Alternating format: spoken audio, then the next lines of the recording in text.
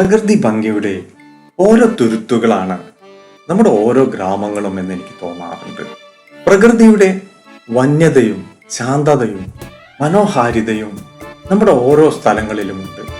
ചിലയിടങ്ങളിൽ കാടിന്റെ ഭംഗിയാകാം, മറ്റ് ചിലയിടങ്ങളിൽ താഴ്വരകളുടെ രമ്യതയാകാം.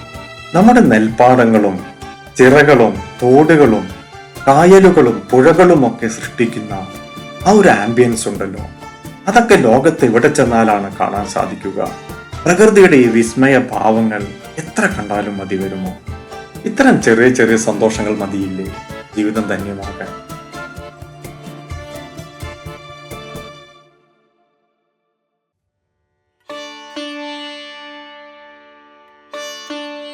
എനിക്കേറെ ഇഷ്ടമുള്ള സ്ഥലങ്ങളാണ് തൃശ്ശൂർ ജില്ലയിലെ മുരിയാട്, ആനന്ദപുരം, പറപ്പൂക്കര, മാടായിക്കോണം തുടങ്ങിയ പ്രദേശങ്ങൾ.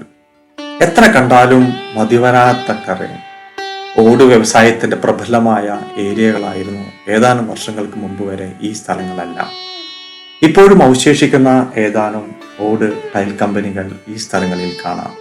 സമ്പന്നമായ നെൽകൃഷിയുടെ പാരമ്പര്യവും സജീവതയും ഈ പ്രദേശങ്ങളുടെ പ്രത്യേകതയാണ്. കിഴക്കുഭാഗം പശ്ചിമഘട്ട മലനിരകളുടെ ആഢ്യത്വമാണെങ്കിൽ പടിഞ്ഞാറ് തീരദേശ മേഖലയുടെ സമൃദ്ധിയുമാണ്. ഇതിനിടയിൽ സ്ഥിതി ചെയ്യുന്ന ഈ താഴ്വരകളുടെ സമതലങ്ങളുടെ പ്രകൃതി ഭംഗിയും തനിമയും അത് പകരം വയ്ക്കാൻ പറ്റാത്ത ഒന്നാണ്.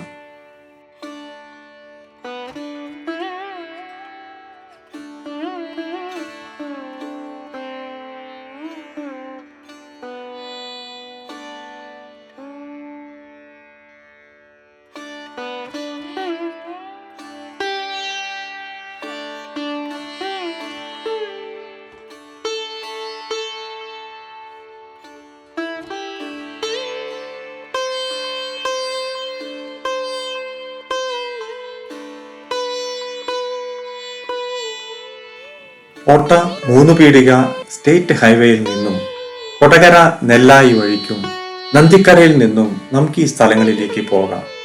നന്ദിക്കര കൂടിയാണ് ഞാൻ പോകുന്നത്. നന്ദിക്കര, പറപ്പൂക്കര, ആനന്ദപുരം, മുരിയാട്.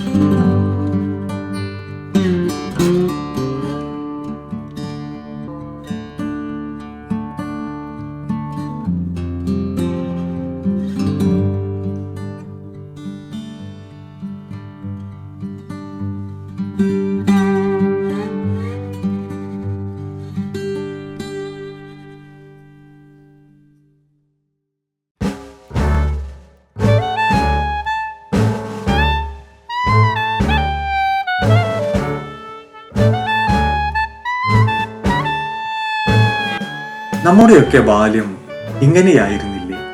പുഴകളിലും തോടുകളിലും ഒക്കെ കുളിച്ച് മീൻ പിടിച്ച് വയലേലകളിലൂടെ നടന്നുപോയിരുന്ന ബാല്യകാലം. ഇന്നിപ്പോൾ ഈ തലമുറയിലെ എത്ര കുട്ടികൾക്ക് ഇങ്ങനെയുള്ള ഭാഗ്യം കിട്ടുന്നുണ്ട്? മണ്ണിനെ അറിഞ്ഞ് പ്രകൃതിയെ ചേർത്ത് നിർത്തിയുള്ള ജീവിതം ഇന്നൊരു സ്വപ്നമായി മാത്രം തീർന്നിരിക്കുന്നു. നമ്മുടെ കാർഷിക സംസ്കാരവും പൈതൃക മൂല്യങ്ങളും നാം സംരക്ഷിക്കേണ്ടതുണ്ട്. ആധുനികതയുടെ വേഗതയ്ക്കൊപ്പം നമ്മുടെ നാടിന്റെ തനത് പൈതൃകങ്ങൾ കൂടി നാം ചേർത്ത് പിടിക്കേണ്ടതുണ്ട്. വരും തലമുറയ്ക്ക് പകർന്നു കൊടുക്കേണ്ട മൂല്യങ്ങളിൽ ഇതൊക്കെ ഉൾപ്പെടണം. പ്രകൃതിയെ സംരക്ഷിക്കാനും പ്രകൃതിക്കൊപ്പമുള്ള ജീവിതത്തിനും നാം ഏറെ പ്രാധാന്യം കൊടുക്കേണ്ടതുണ്ട്.